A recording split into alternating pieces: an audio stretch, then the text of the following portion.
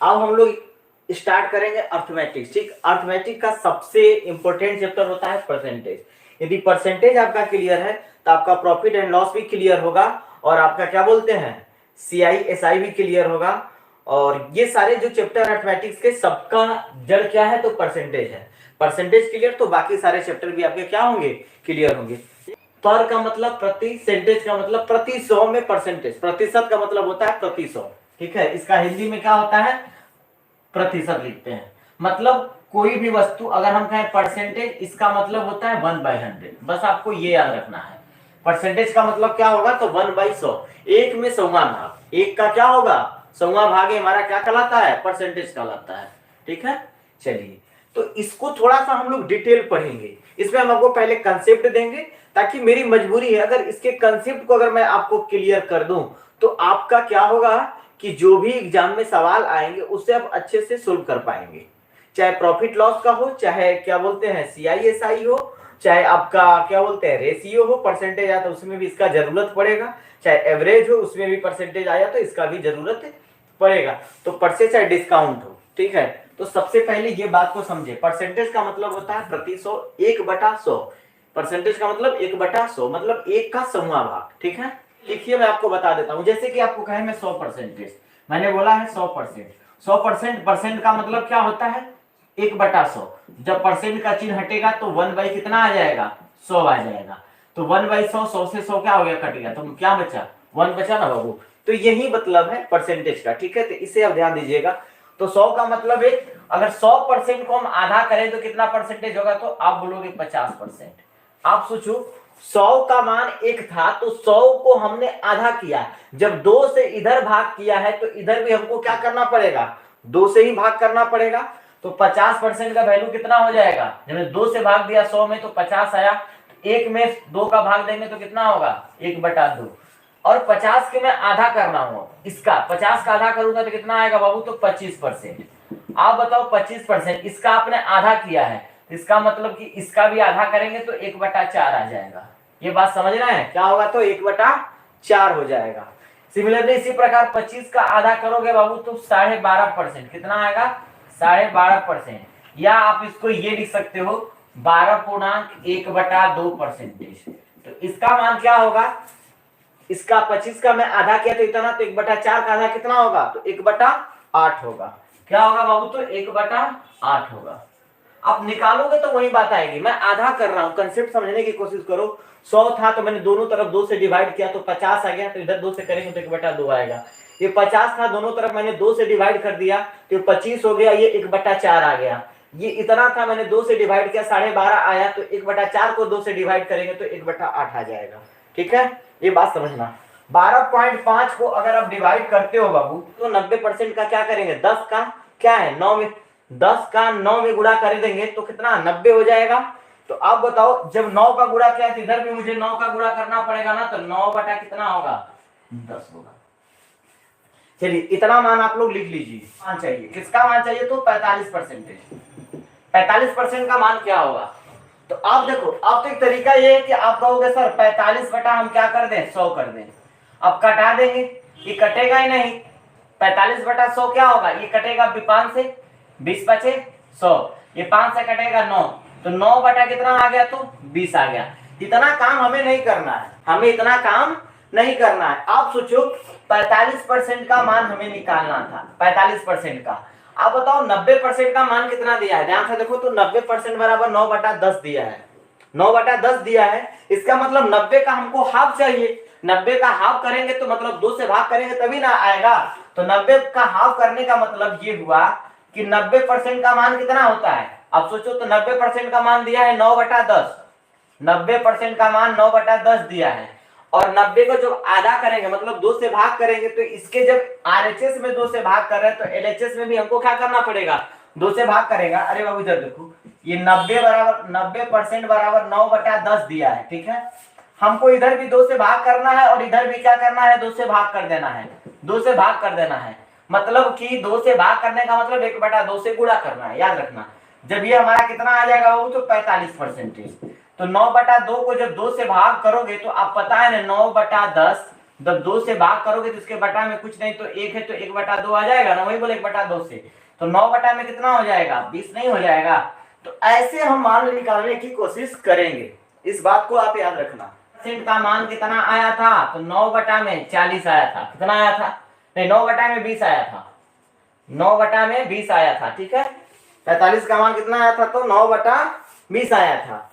अब बताओ आपसे कह रहा 22.5% का मान बताइए, 22.5%, देखो तो यहाँ पे लिखेंगे कितना, 22.5%, मतलब 22.5, 22.5, या इसी का एक तरीका और है, लिख लो ऐसे कर लो, इसको क्या लिखोगे 22.5% या 22.1/2%, ठीक, बराबर कितना होगा, सोचो 45 का ही आधा 22.5 होता है, तो 45 को जब हम 2 से भाग किया तो 22.5 आया, तो 9/20 को 2 से भाग करेंगे तो कितना आ जाएगा, 9/40 नहीं आ जाएगा बाबू, 9/40 हो जाएगा। ऐसे मान हम निकालेंगे, ठीक है। जैसे देख लो 45 को हमने 2 से भाग दिया तो 22.5 आ गया, तो सोचो 9/20 को जब 2 से भाग देंगे तो 9/40 नहीं आ जाएगा, तो 9/40 लिख देंगे। यहाँ तक किसी को डाउट है तो बोले, किसी भी बच्चे को 62% का मान क्या होगा, अब बताओ 62.5% का फ्रैक्शन में मान क्या होगा। तो अब समझने की कोशिश करना, मैं यहाँ पे लिख दे रहा हूं 62.5%,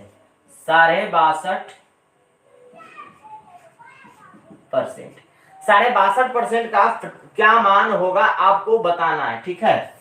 आप देखो 62.5% का मान क्या होगा, तो 62.5% का जो मान होता है ना बाबू, वो हमारा कितना होता है, तो आप यहां से ध्यान से देखने की कोशिश करो, 62.5 किसके तकरीबन में है, 62.5, तो सोचो कि 125 62.5% का मान बताना है हमें, तो इसको क्या लिख सकते हैं, ध्यान से देखो 62.5% को क्या लिखेंगे हम, समझने की कोशिश करना, ये भिन्न फ्रैक्शन, अरे परसेंटेज से भिन्न में जा रहे हैं, तो इसको अलग अलग भी कर सकते हैं, इसको 62% प्लस हम लिख सकते हैं। बोलो किसी बच्चे को डाउट है यहां तक, तो इसको 62% प्लस 1/2% भी हम लिख सकते हैं, इसको अलग अलग डिस्ट्रीब्यूट कर सकते हैं, याद रखना। तो 62% को क्या लिख सकते हैं बाबू, तो 62/100 लिख देंगे फ्रैक्शन वैल्यू, इसको क्या लिखेंगे, तो 1/200 लिख देंगे। बोलो किसी बच्चे को यहां तक कोई डाउट है, नहीं ना, इसको मैंने तोड़ दिया।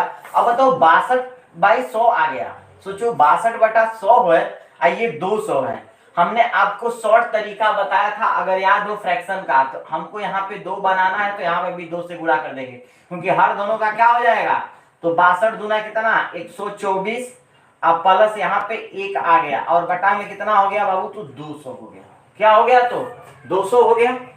कोई दिक्कत यहाँ तक किसी बच्चे को बताए, ये 124 प्लस बटा में 200, अगर इसको जोड़ देंगे बाबू तो कितना होगा, 125/200, अब कटा दो, 25 5 125, 25 8 कितना 200, मतलब कि 5/8 आएगा, तो 62.5% का मान कितना आ गया, तो 5/8 आ गया। बोलो यहां तक किसी बच्चे को अगर कोई डाउट है तो बताए, यहां तक किसी बच्चे को कोई डाउट है, यहां तक कुछ मान है इसको आप याद कर लो, किसी को डाउट है तो बोलो, यहां तक किसी बच्चे को कोई डाउट नहीं ना, मिटा दे इसे फिर। चलो आप देखो, अब हम क्या करेंगे ना, अब इतना वैल्यू से हम क्या करेंगे, किसी अब आपको बोले हम कि मान लीजिए हमको 2/7 का मान बताइए, 2/7 दिया है, इसका परसेंटेज वैल्यू क्या होगा, 2/7 का परसेंटेज वैल्यू क्या होगा, ध्यान से देखना। तो हमें ये चेक करना है कि 2/7 का परसेंटेज वैल्यू हमें बताना है बाबू, तो वो क्या होगा आप मुझे बताओगे। देखो 2/7 का परसेंटेज वैल्यू क्या होगा आप मुझे बताओ, जल्दी से मुझे बताने की कोशिश करो, क्या आएगा बाबू, बोलो क्या आएगा। देखो 2/7 दिया है, हम चेक करेंगे 2/7 को क्या लिख सकते हैं, तो 2 गुणे 1/7 लिख सकते हैं कि नहीं लिख सकते हैं, बोलो। अरे भाई 2/7 को 2 गुणे 1/7 हम लिख सकते हैं कि नहीं लिख सकते हैं, कोई दिक्कत है यहां तक किसी बच्चे को, 2/7 को 2 गुणे 1/7 लिख सकते हैं हम। अगर फ्रैक्शन में दिया है तो फ्रैक्शन को डायरेक्ट अगर हम क्या बोलते हैं परसेंटेज में गुणा करते हैं तो 100 से गुणा कर देना है बस, लेकिन 100 से गुणा करेंगे तो 200/7 फिर फ्रैक्शन में मान लिखने लगेंगे, थोड़ा लंबा टाइम लगेगा, लेकिन हम चेंज करना सिखा रहे हैं इसी वैल्यू से।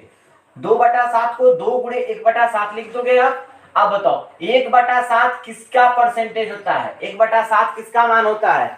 1/7 14.2/7 परसेंटेज। किसको डिनोट करता है? देखो 1/7 बराबर 14.2/7। इसका मतलब ये हुआ कि 2 गुणे 14.2/7 परसेंटेज। अब क्या करना है, हम आपको डिस्ट्रीब्यूट करने के लिए बताए थे। 2 गुणे इसको 14%, आप प्लस इसको क्या लिखोगे 2/7%। हमने ये तरीका बताया था डिस्ट्रीब्यूट करने के लिए। तो अब 14 दूना कितना होगा बाबू? तो 28%, और ये 2 का उसके साथ गुणा कर दो तो प्लस 4/7%। आप बताओ इतना को लिख ही सकते हैं ना, 28.4/7%। अब बताओ किसी को दिक्कत है? हमें कहीं गुणा भाग करने की जरूरत नहीं पड़ेगी, ये तरीका से हम क्या करेंगे, सोल्व कर लेंगे। चलिए इसका भी स्क्रीनशॉट लीजिए आप लोग। 2/7 का परसेंटेज वैल्यू कितना होगा? 2/7 का परसेंटेज वैल्यू हो जाएगा, अर्थात यहाँ पे लिख लेना कि 2/7 बराबर 28.4/7 परसेंटेज। अब देखो, अब इतना भी हम नहीं लिखेंगे, ये जो 2 स्टेप है ना इसको हम खत्म करेंगे। इस 2 स्टेप को क्या करेंगे, खत्म करेंगे। ध्यान से देखना, डायरेक्ट 14 दूना 28, 2 का इसके साथ ऊपर वाले के साथ 2 दूना के 4/7, बस हो गया 28.4/7। ऐसे हम आंसर लाएंगे। चलिए इसका भी स्क्रीनशॉट लीजिए आप लोग। हो गया सबका? चलो इसी टाइप का कुछ और बता देते हैं, देख लो। जैसे किसी के मान पे रिलेटेड, मान लो अगर आपको कह दे बाबू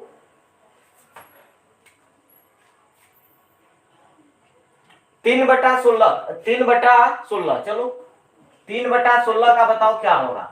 3/16 तो हम चेक करेंगे कि 1/16 इसको क्या लिख सकते हैं? 3 गुणे 1/16। 1/16 किसका मान होता है? ध्यान से देखो 6.1/4%, 6.1/4%। तो कुछ नहीं करना है इसको, 3 गुणे 6.1/4%, बस गुणा कर दो। 36 कितना हो गया? 18 3/4%, बस हो गया। 3/16 का मान कितना हो जाएगा? 3/16 बराबर 18.3/4%। डायरेक्ट मान कर देंगे हम, कोई दिक्कत? जैसे अब मान लो बाबू अगर आपसे कहे 7/6 का मान बताइए, 7/6 परसेंटेज। 7/6 का मान क्या होगा परसेंटेज में? तो 7/6 को क्या लिख सकते हैं? 7 गुणे 1/6 लिख सकते हैं। और 1/6 किसका परसेंटेज वैल्यू क्या होता है? तो 16.2/3 होता है। क्या होता है? तो 16.2/3। तो 7 गुणे 16.2/3 परसेंटेज, यही ना होता है। अब 16 का 7 के साथ गुणा कर दो, 16 5 80, 16 6 96, 16 7 कितना हुआ? 112। तो क्या लिखेंगे हम? 112, ठीक। और 7 का 2 के साथ 7 गुना के कितना? 14, 14/3 परसेंटेज। अब देखो ऊपर वाला जब बड़ा आ जाएगा तो इससे भाग देना, इसको क्या करना? भाग देना। तो कितना बार में भागफल जो आएगा उसमें इसमें जोड़ देना है। जैसे 14 है, 14 को अब 3 से भाग देना, 3 चौके कितना? 12, कितना बचा बाबू? 2।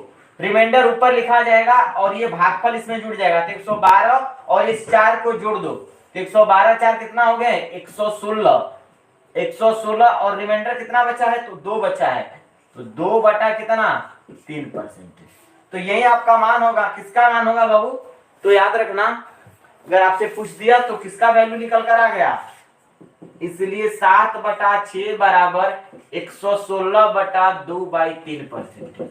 तो ये सब मान आपको याद रखना है। 116.2/3 किसका परसेंटेज होता है? तो 7/6 का परसेंटेज होता है। ये सारे मान आपको याद होना चाहिए, तभी सवाल बनेगा, अन्यथा नहीं बन पाएगा। ठीक है।